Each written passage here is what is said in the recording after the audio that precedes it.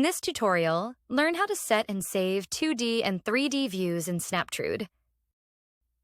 Let's begin by creating 2D views. As you create new stories, your 2D plan views will be generated automatically. However, if you want to create views with specific settings, you can use the view settings and create copies of the existing views. First, choose the view you'd like to modify. Edit the view by hiding or unhiding elements in there. For instance, let's incorporate all the hidden site context for this view here. Adjust and pan as required. Once the view is set, simply click on the plus sign to save this plan view. This action creates a copy of the view you've just made. Feel free to rename it as necessary. Let's look at how to adjust other view settings for this plan view. You can simply save the view with the layout you've created or use the view settings for more options. For example, if you want to change the canvas color, select the canvas color option and adjust the color using the slider or by entering an RGB value.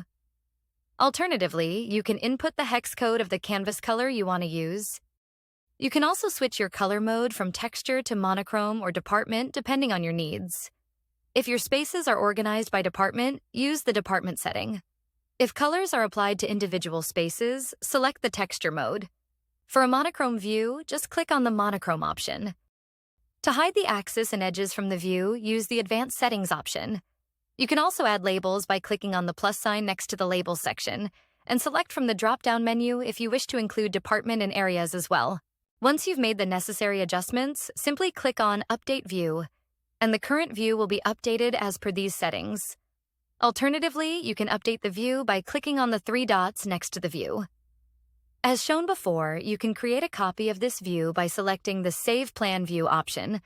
This will generate a new copy that you can rename as needed.